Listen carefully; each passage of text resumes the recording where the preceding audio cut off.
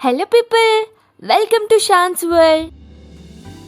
So ఈరోజు ఈ వీడియోలో మనం శ్రీరంగం నుంచి మదురైకి ఎలా వెళ్ళాలి, అసలు మదురైలో దర్శనాలు ఏంటి, అసలు టైమింగ్స్ ఏంటి అన్నీ తెలుసుకుందాం. సో వీడియో స్కిప్ చేయకుండా ఎండ్ వరకు చూసేయండి.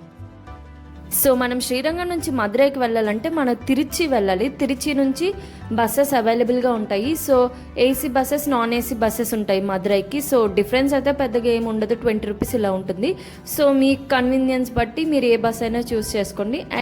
సో జర్నీ టైం వచ్చి 4 అవర్స్ ఉంటుంది అండ్ బస్ ఛార్జ్ అయితే 170 రూపీస్ ఉంటుంది టికెట్ కాస్ట్. సో ఇలా 4 అవర్స్ జర్నీ చేశాక మేమైతే మదురై రీచ్ అయిపోయాం. అండ్ మదురైలో టెంపుల్ దగ్గరలోనే చాలా రూమ్స్ అవైలబుల్గా ఉంటాయి. నేను ఆ రూమ్స్ డీటెయిల్స్ అన్ని డిస్క్రిప్షన్లో మెన్షన్ చేస్తాను. అండ్ మేమైతే ఫ్రెష్ అప్ అయ్యి 6కి ఇలా దర్శనంకి అయితే స్టార్ట్. సో నేను ఇప్పటికి వచ్చి మదురై 3 టైమ్స్ వెళ్ళా. 3 టైమ్స్ కూడా ఇంకా కన్స్ట్రక్షన్లోనే ఉన్నాయి. అండ్ నెక్స్ట్ అయితే మేము ఫోన్స్ అండ్ స్లిప్పర్స్ అవన్నీ డిపాజిట్ చేయాలి. సో ఇదే డిపాజిట్ కౌంటర్. సో మేము వెళ్ళిన రోజు లక్కీలీ ఏంటంటే ఫోన్స్ ఎలా ఉంది. సో ఫోన్స్ అయితే ఎలా ఉంది. సో మేమైతే ఫుల్గా ఫొటోస్ వీడియోస్ మంచిగా తీసుకొచ్చని ఫోన్స్ అయితే తీసుకెళ్ళాం. అండ్ లోపల మంచిగా దర్శనం కూడా చాలా ఫాస్ట్గా అయిపోయింది మాకు. మేము ఇంకా ఫ్రీ దర్శనం తీసుకున్నాం. అండ్ టికెట్ దర్శనం కూడా ఉంటుంది 100 రూపీస్.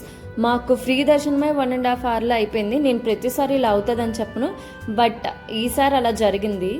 సో మేమైతే చిత్ర పౌర్ణమికి ఒక 3 డేస్ ముందు వెళ్ళాం. సో అందుకే ఇక్కడ చాలా ఈవెంట్స్ జరుగుతున్నాయి, చాలా ఉత్సవాలు కూడా చేస్తున్నారు. అందుకే ఫుల్ డెకరేషన్, ఫుల్గా పూజలు అన్నీ అవుతున్నాయి అనమాట. సో అందుకే మొబైల్ కూడా యాక్సెస్ ఇచ్చారు లోపలికి తీసుకువెళ్ళడానికి. అండ్ నెక్స్ట్ అయితే అక్కడ చాలా యాక్టివిటీస్ అండ్ చాలా చిన్న చిన్న పిల్లలు వేషాలు వేసుకొని, శివుడి వేషము అండ్ అమ్మవారి వేషాలు వేసుకొని చాలా బాగా పర్ఫామ్ చేస్తున్నారు. బట్ మేము మిస్ అయ్యాం, చాలా బాగుంటుంది. సో ఇదైతే మనం అందరం అర్జున్ మూవీలో చూసాం. సో చాలా బాగుంది నిజంగా. సో మార్నింగ్ వ్యూ కన్నా నైట్ వ్యూ అయితే టెంపుల్ చాలా బాగుంటుంది. ఫుల్ కలర్ఫుల్స్ దట్టు, ఇంకా ఫుల్ ఫ్లవర్స్తో డెకరేషన్ చేశారు ఎందుకంటే ఉత్సవాలు జరగడం వల్ల. సో టెంపుల్ అయితే చాలా సూపర్గా ఉంటుంది. అండ్ దర్శనం కానీ, అమ్మవారి సన్నిధి కానీ, శివాలయం కానీ అంతా చాలా బాగుంటుంది.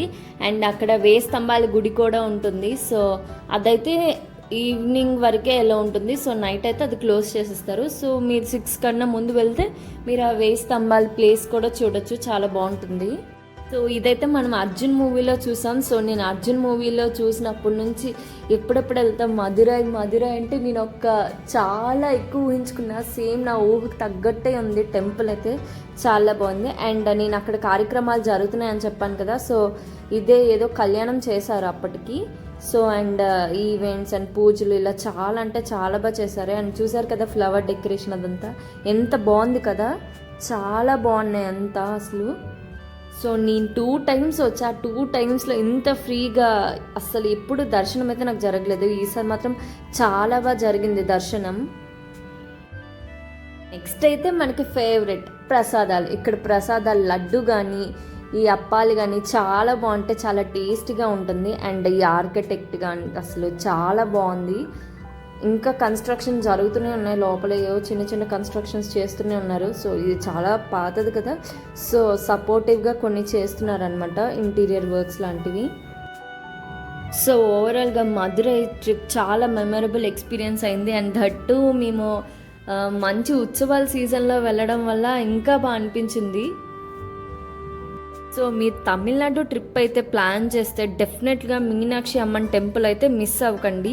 ఇదైతే చాలా బాగుంటుంది, ఒక మంచి ఎక్స్పీరియన్స్ వస్తుంది అనమాట, మంచి డివైన్ వైబ్ వస్తుంది. సో ఇది నా Madurai trips. That's for today. See you soon in the next vlog. Until then, keep smiling and keep vibing. Like, share and subscribe to Shans World. Bye bye for now.